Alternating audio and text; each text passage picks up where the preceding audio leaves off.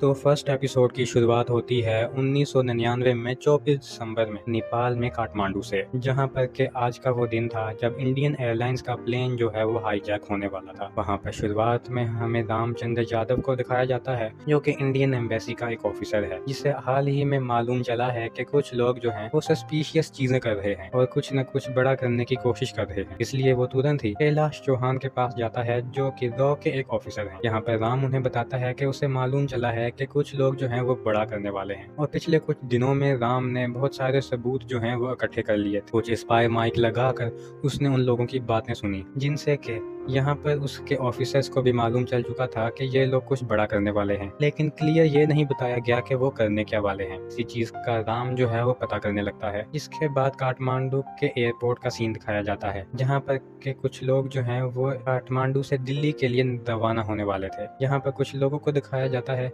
जो कि शक्ल से ही हाईजैकर लग रहे हैं। इसके बाद IC-814 के कैप्टन शर्मदेव को दिखाया जाता है, जो कि अपने एयर होस्टेस इंद्रानी के साथ प्लेन में जा रहे होते हैं। वो इंद्रानी को बताते हैं कि एक हफ्ते के वेकेशन के लिए वो लोग अमेरिका जाने वाले हैं, इसीलिए उसे तुरंत ही हैदराबाद जाना होगा। यहीं पर इंद्रानी जो है वो उन्हें बताती है कि उसके पिता की भी अक्सर तबीयत खराब रहती है, इसीलिए वो भी उनके पास जल्द से जल्द पहुंचना चाहती है। जिसके बाद इस प्लेन के सभी लोगों का स्वागत किया जाता है। सारे पैसेंजर्स जो हैं वो प्लेन में बैठने लगते हैं, तो वहीं दूसरी तरफ हाईजैकर्स ने अपनी सारी प्लानिंग कर ली थी। हाशमी नाम के बंदा नहीं आया था जिसका वो इंतजार कर रहे थे। तो वहीं इंद्रानी के साथ हमें छाया को दिखाया जाता है, जो कि उसी के साथ एयर होस्टेस है। जिसके बाद वो सारे हाईजैकर्स जो हैं वो प्लेन में आ जाते हैं, और अब प्लेन जो है वो पूरी तरह से टेक ऑफ होने के लिए रेडी था। तो वहीं राम को मालूम चल गया था कि दरअसल में प्लेन जो है वो हाईजैक होने वाला है, लेकिन इससे पहले कि वो उन्हें खबर दे पाता, उससे पहले ही 24 दिसंबर 1999 में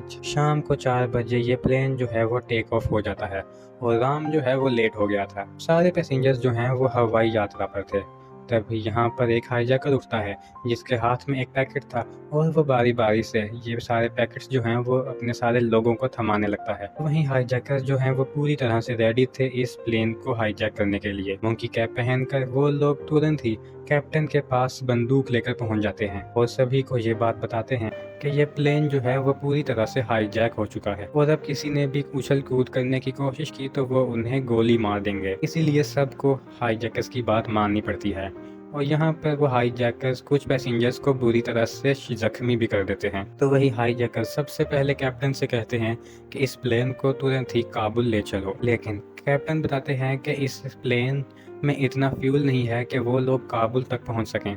दूसरी तरफ कंट्रोल रूम में ये बात मालूम चल चुकी थी कि IC-814 जो है वो हाईजैक हो चुका है, और ये बात नंदिनी नाम की न्यूज़ रिपोर्टर को भी मालूम चल चुकी थी।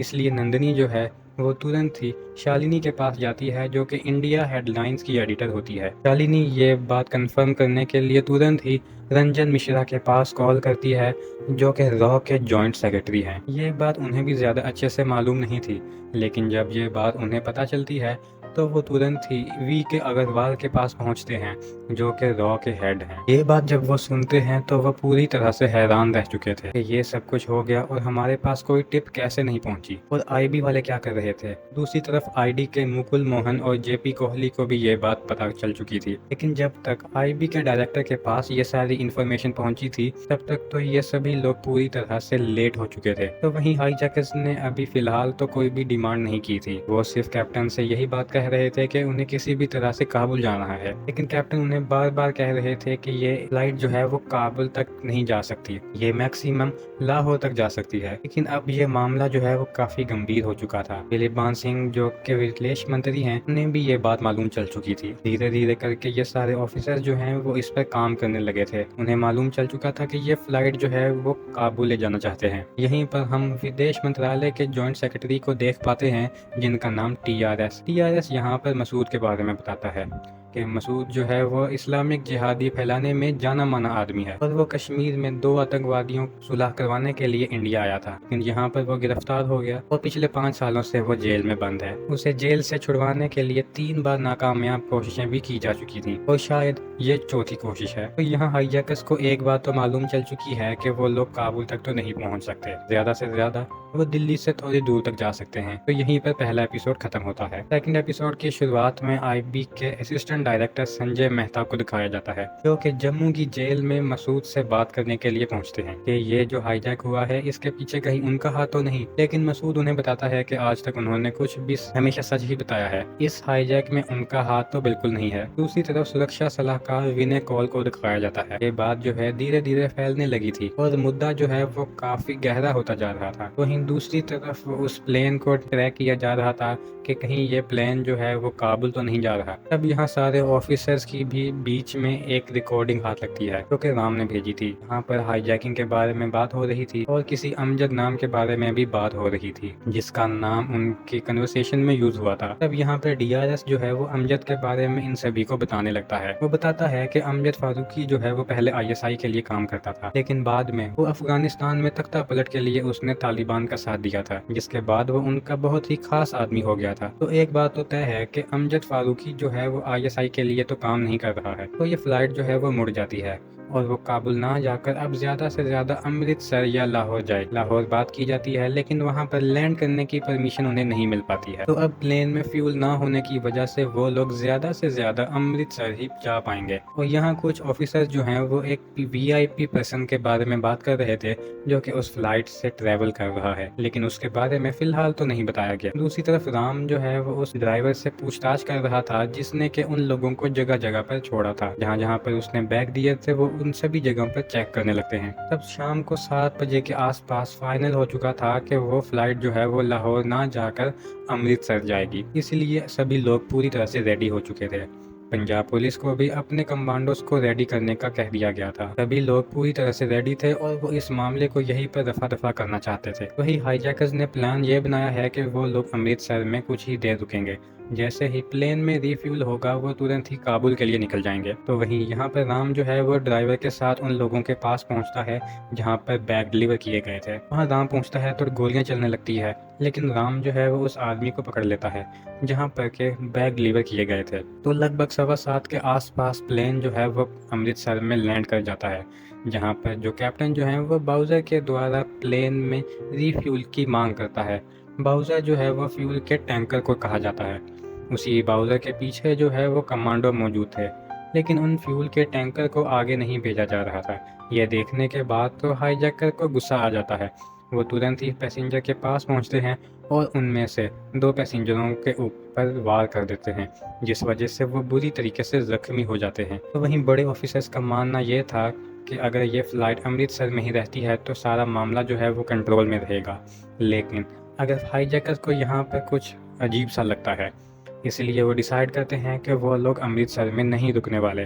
वो तुरंत ही कैप्टन से कहते हैं कि इस फ्लाइट को टेक ऑफ किया जाए। तो यहाँ पर कैप्टन जो है वो उनकी बात मान जाता है और इस फ्लाइट को यहाँ से टेक ऑफ करने लगता है। तो यहीं पर सेकंड एपिसोड खत्म होता है। थर्ड एपिसोड की शुरुआत में हम देखते हैं कि 7:50 को ये प्लेन जो है वो अमृतसर से निकल चुका था। तो वहीं कॉल और यहाँ के कुछ मिनिस्टर्स हैं जो कि बात कर रहे थे कि अब ये बात जो है वो पीएम को बतानी होगी, क्योंकि ये प्लेन जो है वो अब पाकिस्तान में लाहौर में जा रहा था। यहाँ पर कि हमें बताया जाता है कि मई 1999 में पाकिस्तान आर्मी के द्वारा कारगिल में इंडिया में हमला हुआ था, लेकिन पाकिस्तान ने इस बात से साफ इनकार कर दिया था कि उनकी तरफ से कोई भी हमला नहीं किया गया है, बल्कि कुछ मिलिटेंट्स थे जिन्होंने हमला किया था। इस हमले की वजह से हमारे कुछ सोल्जर्स भी शहीद हो गए थे। तो फिर 2 महीने बाद इंडियन एजेंसियों ने यहाँ पर जनरल मुशर्रफ जो कि पाकिस्तान के चीफ हैं, चाइना में उनका फ़ोन टैप किया और उस रिकॉर्डिंग से ये बात साबित हो गई कि दरअसल में जनरल मुशर्रफ ने अपनी आर्मी के द्वारा ही ये कारगिल पर हमला करवाया था। तब नवाज शरीफ ने वाशिंगटन को बताया कि उनकी बिना परमिशन के मुशर्रफ ने ये अटैक करवाया था। तो मुशर्रफ को आदेश दिए जाते हैं कि वो अपनी आर्मी को वापस बुला लें। ये उनके लिए काफ़ी शर्मनाक वाली बात थी। लेकिन 2 महीने के बाद मुशर्रफ ने यहाँ पर नवाज शरीफ की सरकार गिरा दी और फिर मुशर्रफ ही सरकार चला रहे थे। उसके 3 महीने बाद ही ये हाईजैक हो गया था। अब प्लेन जो है वो लाहौर जा रहा था। परमिशन तो नहीं थी, लेकिन किसी तरह से उन्हें परमिशन मिल चुकी थी। जैसे ही वो लोग लाहौर पहुंचते हैं वहाँ पर एक मेजर के द्वारा जो है ये सारी स्ट्रीट लाइट्स जो हैं बंद करवा दी जाती हैं। अब रनवे ना दिखने की वजह से वो एक ऐसी जगह पर फ्लाइट को लैंड करने लगते हैं जहाँ पर कम हवा आती हो, लेकिन तभी यहाँ पर उन्हें परमिशन मिल जाती है और उन्हें बताया जाता है कि वो लाहौर में इस फ्लाइट को लैंड कर सकते हैं। अब कैप्टन तुरंत ही लाहौर एयरपोर्ट पर इस फ्लाइट को लैंड करता है, जहाँ पर के थोड़ी ही देर बाद इस प्लेन में फ्यूल भर दिया जाता है और ज़्यादा देर ना करते हुए वो 9:30 बजे के आसपास जो है वो उस फ्लाइट को टेक ऑफ कर लेते हैं और यहाँ से अब ये फ्लाइट जा रही थी डायरेक्ट काबुल। दूसरी तरफ हम देखते हैं कि कैप्टन की फैमिली को, जिसे हाल ही में मालूम चला है कि फ्लाइट जो है वो हाईजैक हो चुकी है। ये लोग हैदराबाद जाने वाले थे, लेकिन अब यहाँ पर इसकी वाइफ भी दिल्ली आ जाती है। तो अब ये फ्लाइट जो है वो काबुल के आसपास पहुँच चुकी थी। काबुल के कंट्रोल रूम से जब लैंड करने की परमिशन ली जाती है तब वो लोग साफ इनकार कर देते हैं और कहते हैं कि रात को 3:30 बजे से पहले यहाँ पर कोई भी लैंडिंग नहीं हो सकती। तब हाईजैकर्स कहते हैं कि तब तक इस फ्लाइट को हवा में ही उड़ने दो, लेकिन उन्हें बताया जाता है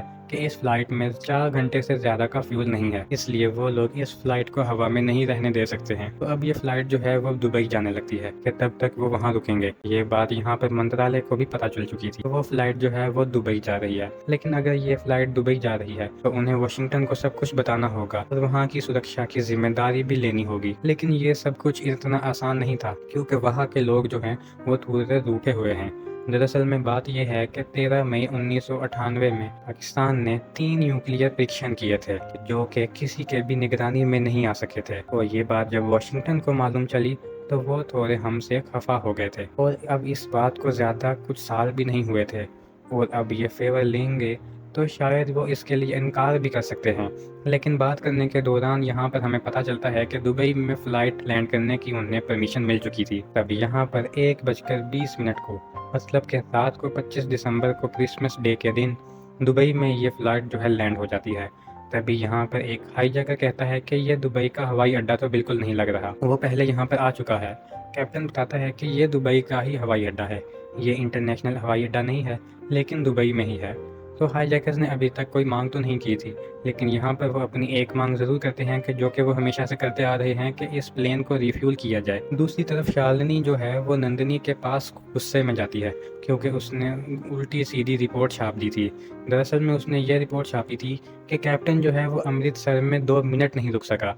अगर वो वहाँ रुक जाता तो ऑपरेशन वहीं हो जाता और सब कुछ ठीक हो जाता। इस वजह से वो उसे वहाँ बहुत चिल्लाती है। तो वहीं एयरपोर्ट पर प्लेन में रिफ्यूल नहीं हो पा रहा था, वो इसलिए कि क्योंकि वहाँ के कंट्रोल रूम से एक आवाज़ आती है और कहा जाता है कि जब तक आप बच्चे और औरतों को नहीं छोड़ते हैं तब तक इस प्लेन में रिफ्यूल नहीं होगा। लेकिन यहाँ पर भी हाईजैकर्स साफ मना कर देते हैं कि जब तक रिफ्यूल नहीं होगा तब तक वो हाईजैकर्स जो हैं वो औरतों और बच्चों को नहीं छोड़ने वाले। और इसी के साथ एपिसोड 3 जो है वो यहीं पर ख़त्म होता है। फोर्थ एपिसोड की शुरुआत होती है जहाँ पर के हम देखते हैं कि हाईजैकर्स जो हैं वो बच्चों और औरतों को नहीं छोड़ रहे थे, लेकिन यहाँ पर कंट्रोल रूम में उनकी बात जब शेख से होती है और वो जब ने इस्लाम के पाठ पढ़ाता है तो यहाँ पर हाईजैकर जो हैं वो औरतों और बच्चों को छोड़ देते हैं। तो 25 दिसंबर लगभग सुबह 3 बजे के आसपास हाईजैकर्स जो हैं वो बच्चे और औरतों को छोड़ने लगते हैं, लेकिन कई सारी औरतें ऐसी थीं जो कि अपने पति या फिर अपनी फैमिली को जाने से इनकार कर देती हैं, इसलिए वो यहीं पर रुक जाती हैं। यहाँ पर हमें कुछ रियल फुटेज भी दिखाई जाती हैं और यहीं पर रूपेश नाम के लड़के की डेड बॉडी भी फेंक दी जाती है जिसकी हाल ही में शादी हुई थी।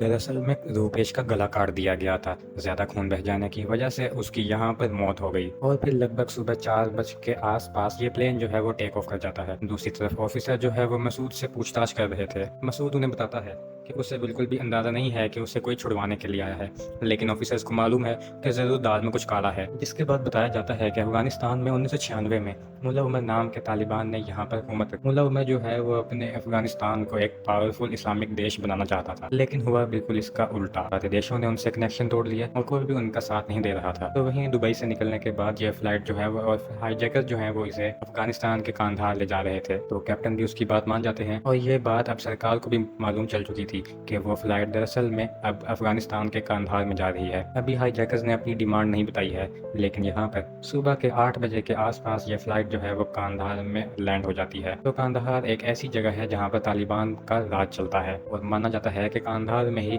उसामा बिन लादेन भी छुपा हुआ है। जिसके बाद हम तालिबान के फॉरेन मिनिस्टर को देख पाते हैं जिनका नाम मुद्दा वकील है। वो तुरंत ही उस जगह पे पहुंच जाते हैं। तालिबान जो है वो इस प्लेन को चारों तरफ से घेर लेते हैं और पूरी तरह से हथियार से लैस थे। तो अब कैप्टन समेत सारे पैसेंजर्स जो है वो यहाँ पर रेस्ट करने लगते हैं। तब यहाँ पर एक औरत जो है वो रुपेश नाम के आदमी के बारे में पूछने लगती है जिनकी हाल ही में शादी हुई है। वो कहती है कि वो आगे बैठे हुए थे, लेकिन उसे नहीं मालूम है कि दरअसल में रुपेश जो है वो मारा जा चुका है। तो वहीं रियल फुटेजेस के द्वारा दिखाया जाता है कि तालिबानियों ने किस तरह से इंडियन एयरलाइंस का ख्याल रखा और खाने पीने से लेकर सारी चीजों का बंदोबस्त भी किया। जहाँ दूसरी तरफ अटल बिहारी वाजपेयी जी, जो कि इंडिया के प्रधानमंत्री हैं, वो कहते हैं कि अगर हमारे पैसेंजर्स को कुछ भी हुआ तो वो कुछ भी कर सकते हैं। वो यहाँ पर डिमांड के बारे में बताते हैं कि अभी तक उन्होंने कोई डिमांड नहीं बताई है। साथ ही सरकार ने साफ मना कर दिया था कि वो उन हाईजैकर्स के साथ नेगोशिएट नहीं करेंगे। इस वजह से सारे ऑफिसर्स को पीएम की बात मानना पड़ती है। जिसके बाद हम देखते हैं कि हाईजैक का ये तीसरा दिन था। फ्लाइट में जितने भी पैसेंजर्स थे उन सभी का जितना ज्यादा हो सके उतना ख्याल रखा जा रहा था, लेकिन एक बहुत बड़ी प्रॉब्लम ये थी कि सुबह सुबह टॉयलेट जाने में प्रॉब्लम हो रही थी। टॉयलेट इतना ज्यादा भर चुका था कि बाहर से बहुत ही ज्यादा गंदी बदबू आने लगी थी। कई लोग तो टॉयलेट जाने से भी साफ इनकार कर देते हैं। इसलिए यहाँ पर गेट खोलने की बातचीत होती है। तो ये सुनने के बाद इंद्रानी जो है वो तुरंत ही एयरलाइंस का गेट खोल देती है। ये देखने के बाद चीफ जो है वो इंद्रानी को थप्पड़ मार देता है और कहते हैं कि मेरे पूछे बिना अब गेट कोई भी नहीं खोलेगा। तो वहीं रिफ्यूल की प्रक्रिया शुरू हो चुकी थी, लेकिन यहाँ पर कैप्टन ने एक प्लान बनाया था कि इसे जेटिसन किया जाए। अगर रिफ्यूल के वक्त अगर ट्रेसर बीच में कोई छेड़छाड़ कर दे तो फ्यूल जो है वो लीक होने लगेगा, क्योंकि हाल ही में उन्होंने सुना है कि सरकार जो है वो उनसे नेगोशिएट नहीं करेगी। इसलिए वो कह रहे थे कि हम इस फ्लाइट को पार्लियामेंट पर गिराएंगे। इसलिए कैप्टन ने सोचा कि इससे अच्छा तो यही है कि अगर हम फ्यूल के चैम्बर से छेड़छाड़ कर दें तो ये फ्लाइट जो है वो कहीं भी नहीं जा पाएगी। वो ऐसा ही करते हैं। लेकिन ये बात जब चीफ को मालूम चलती है तो वो तुरंत ही यहाँ पर कैप्टन के पास आता है। वो को पायलट और उन सभी को मारने लगता है। लेकिन थोड़ी देर के बाद यहाँ पर यूएन के लोग आ जाते हैं। दरअसल में वो लोग शायद इनसे नेगोशिएट करने वाले थे, क्योंकि अब ये मामला जो है वो इंटरनेशनल हो चुका है। तो वहीं इंडिया सरकार की टीम बनाती है इन हाईजैकर्स के साथ नेगोशिएट करने के लिए। यहाँ पर 4 लोगों की टीम बनाई जाती है जो कि उन लोगों से नेगोशिएट करेंगे। तो वहीं राम जो है वो काठमांडू में उन लोगों से पूछताछ कर रहा था। उसे मालूम चला है कि फ्लाइट के लगेज बॉक्स में दरअसल में एक 17 किलो RDX है। तो वहीं इंडिया सरकार ने 4 लोगों की टीम जो है वो कांधार में पहुंचा दी थी, जो कि अब इन हाईजैकर्स के साथ नेगोशिएट करेंगे। यहाँ पर सरकार को वो सभी लोग चीजें बता देते हैं कि यहाँ पर क्या हो रहा है। इसके बाद हमें बताया जाता है कि ओसामा बिन लादेन जो है वो कांधार में ही छुपा हुआ है और ओसामा जो है वो इस जगह पे पूरी तरह से सेफ है। दरअसल अफगानिस्तान में 2 फौज हुआ करती थी, जिनमें से एक फौज जो है वो अफीम उगा कर पैसा कमाती है और वह बहुत अमीर भी है और साथ ही उनके पास बहुत सारी फौज भी है जो काफी पावरफुल है। इसलिए यहाँ पर ओसामा बिन लादेन जो है वो उन्हीं के साथ रहता है। तो वहीं DRS जो है वो यहीं पर तालिबान के फॉरेन मिनिस्टर मुक्ता वकील से बात करता है। वो लगातार उनसे बातचीत करता है ताकि वो उन्हें किसी तरह से यहाँ की सिचुएशन हैंडल करने के लिए बना सके। तो वहीं मुकुंद मोहन जो है वो इस नेगोशिएट करने की कमांड को संभालते हैं। वो उनसे बात करना शुरू करते हैं, जहाँ पर कि वो सबसे पहले जानना चाहते थे कि क्या पैसेंजर्स में सभी लोग सेफ हैं। वो सभी लोग सेफ थे, लेकिन सबसे बड़ी बात तो ये है कि अभी तक उन लोगों ने कोई डिमांड नहीं बताई है। इसलिए वो लोग अगले दिन बात करने के लिए कहते हैं। यहाँ पर छाया देखती है कि टॉयलेट जो है वो पूरी तरह से गंदा हो चुका है और कोई भी पैसेंजर वहाँ नहीं जा रहा है। ये देखने के बाद छाया जो है वो उस टॉयलेट को खुद ही साफ करने लगती है। तो अगले दिन उन हाईजैकर्स ने अपनी डिमांड बता दी थी। उन्होंने यहाँ पर अपनी 3 डिमांड्स रखी थी और उनकी ये 3 डिमांड्स बहुत ही ज्यादा पेचीदा थी। वो 3 डिमांड ये थी कि उन्हें सज्जाद अफगानी की लाश चाहिए, जिसे 6 महीने पहले इंडिया ने मार दिया है। साथ ही उन्हें $200 मिलियन चाहिए और 35 लोग जो कि जेल में बंद हैं उन्हें रिहा करके इनके पास लेकर जाना है। तो वही कैप्टन जो है वो टॉयलेट के चैम्बर को ठीक करने लगता है, जहाँ पर कि हाईजैकर भी उसके साथ था। ये काम वैसे कैप्टन का नहीं था, इसके बावजूद कैप्टन जो है वो अपनी जिम्मेदारी निभा रहा था और ये काम कर रहा था। यहाँ मुकुंद मोहन जो है वो हाईजैकर से कहते हैं कि अभी आपको इतनी सी डिमांड के लिए 5 दिन लग गए। उसे ऐसा लगता है कि इसके पीछे कोई और भी है।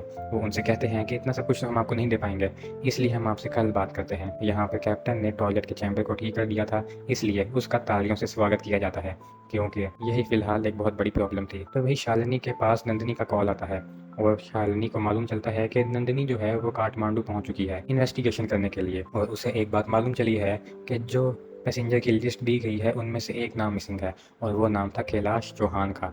सरकार ने ये नाम जानबूझकर छुपाया है, इसलिए वो अगले दिन इसी के बारे में छापेगी। लेकिन यहाँ पर शालिनी जो है वो नंदिनी से ये सब कुछ करने से मना करती है। वो कहती है कि अगर ये सब कुछ किया तो वो उन हाईजैकर्स को ये बात मालूम चल जाएगी कि कैलाश चौहान जो है वो रॉ का एक ऑफिसर है और वो इसका फायदा उठा सकते हैं। इसलिए शालिनी जो है वो नंदिनी को इस चीज की परमिशन बिल्कुल भी नहीं देती। अब हाईजैक का ये 6वां दिन था तो नेगोशिएशन अभी भी पूरी तरीके से ऑन था। तो मुकुल मोहन को उनकी बातों से एक चीज़ तो मालूम चल चुकी है कि उनको मसूद चाहिए। मुकुल मोहन उनसे कहता है कि हम आपको मसूद देंगे और साथ ही 4 लोग और भी देंगे, या फिर आप सिलेक्ट करो कि आपको मसूद के साथ और 2 लोग और कौन चाहिए। तो वही राम जो है वो हेडक्वार्टर पहुंच चुका था, जहाँ पर कि वो अपने रॉ के ऑफिसर से बात करता है। वो उन्हें बताता है कि इस लगेज में 17 किलो RDX रखा हुआ है, लेकिन इस बात का जिक्र अभी तक नहीं हुआ है, मतलब कि उन हाईजैकर्स को इसके बारे में नहीं मालूम है। जरूर इसके पीछे ISI के एजेंट का हाथ है, इसलिए उसका हिसाब भी बराबर करना होगा, जो कि काठमांडू में ही है। आगे हम देखते हैं कि तालिबान के फॉरेन मिनिस्टर जो हैं वो आगे आते हैं। वो यहाँ पर हाईजैकर्स से बात करते हैं, क्योंकि डिमांड पूरी तरीके से डन नहीं हो पा रही थी। वो उनसे कहते हैं कि यहाँ पर खून का एक कतरा भी नहीं बह सकता। वो कहते हैं कि अगर तुम्हें डिमांड मंजूर नहीं है तो हम आपके प्लान में रिफ्यूल करा देंगे और आप यहाँ से निकल जाना। लेकिन हाईजैकर्स को यहाँ पर हमारे ऑफिसर्स की डील मंजूर नहीं थी, इसलिए वो कह देते हैं कि ये सौदा नहीं हो सकता। जिसके बाद हाईजैकर्स जो है वो 3 लोगों के नाम बताता है। अगर उन्हें छोड़ दिया जाए तो उन्हें और कुछ नहीं चाहिए, और वो नाम थे मसूद के साथ उमर सईद शेख और मुश्ताक जरगर, और ये तीनों ही बहुत ही बड़े टेररिस्ट हैं। ये सुनने के बाद तो सारे ऑफिसर्स जो है वो पूरी तरीके से शॉक रह जाते हैं, क्योंकि उन्हें मालूम है कि एक को तो छोड़ा जा सकता है, लेकिन 2 लोगों को कतई नहीं छोड़ा जा सकता, क्योंकि उनमें से 2 लोग जो हैं वो कश्मीर की जेल में बंद हैं, और उन्हें छोड़ने की परमिशन कश्मीर के CM जो है वो बिल्कुल भी नहीं देने वाले थे। सिर्फ आधा घंटा ही बचा था और सरकार को उन हाईजैकर्स को बताना था कि उन्हें ये डील मंजूर है या फिर नहीं। लेकिन आधे घंटे के अंदर कोई कश्मीर कैसे जाए और वहाँ के CM को कैसे मनाए। अब यहाँ पर हमारे गवर्नमेंट ऑफिसर जो है वो एक चाल चलते हैं। वो उन हाईजैकर्स से कह देते हैं कि उन्हें ये डील मंजूर है, और यहाँ से रॉ के ऑफिसर को कश्मीर के एक CM के पास भेजा जाता है उन्हें मनाने के लिए। यहाँ इस रॉ के ऑफिसर को पहले ही समझा दिया जाता है कि हमारे पास कोई ऑप्शन नहीं है, हमें कश्मीर के CM को मनाना ही होगा। कश्मीर के CM तो साफ मना कर रहे थे कि वो इस पर साइन नहीं करने वाले, लेकिन आखिर में वो साइन कर देते हैं और इन दोनों को छोड़ना ही पड़ता है। यहाँ पर शालिनी के पास एक नंदिनी का वॉइस मैसेज आता है और वो कहती है कि वो काम छोड़ रही है, और जब उसे ऐसा लगेगा कि वो गलत है तो वो वापस आ जाएगी। तो उन तीनों टेररिस्ट को अब कांधार भेजा जा चुका था। उन तीनों टेररिस्ट के बदले में सारे पैसेंजर्स को छोड़ दिया गया था सही सलामत। किसी पैसेंजर को कोई भी चोट नहीं आई थी। उन्हें छोड़ने के बाद वो टेररिस्ट जो है वो यहाँ से चले जाते हैं। कैप्टन को भी शाबाशी दी जाती है उनकी बहादुरी को लेकर, और यहाँ पर कुछ रियल फुटेजेस भी दिखाई जाती हैं, जहाँ पर के सारे पैसेंजर जो हैं अब इंडिया आ चुके थे। यहाँ पर नंदिनी शालिनी के पास आती है, वो उनसे माफी मांगती है और कहती है कि वो गलत थी। नंदिनी ने बिल्कुल सही किया था। अगर कैलाश चौहान के बारे में उन हाईजैकर्स को मालूम चल जाता तो वो एक्स्ट्रा फायदा उठा सकते थे। तो इस तरह से हमारे देश के रिपोर्टर ने भी इस हाईजैक में मदद की और लोगों को सही सलामत छुपाया गया। वहाँ काठमांडू में ISI के एजेंट के पास 17 किलो RDX बरामद होता है, उन्हें अरेस्ट कर लिया जाता है। तो ये सब कुछ राम ने प्लान किया था, क्योंकि हमें बदला भी लेना था। तो आगे मालूम चलता है कि उमर सईद से मसूद अजहर और मुश्ताक अहमद जरगार, इन तीनों आतंकवादियों को छोड़ दिया गया था। ये कोई आम आतंकवादी नहीं है, इन्होंने हजारों लोगों को मारा है, और वहाँ से छूटने के बाद भी पुलवामा 26/11 में कई सारे अटैक्स जो हैं वो इन्होंने ही करवाए थे। उन्हें छोड़ने का ये डिसीजन सही है या गलत, ये डिसीजन मैं आपके ऊपर छोड़ता हूँ। और ये वेब सीरीज यहीं पे खत्म होती है। तो दोस्तों, आपको ये वेब सीरीज कैसी लगी हमें कमेंट्स में जरूर बताइएगा। अगर वीडियो अच्छी लगी हो तो लाइक करें और चैनल को सब्सक्राइब करें।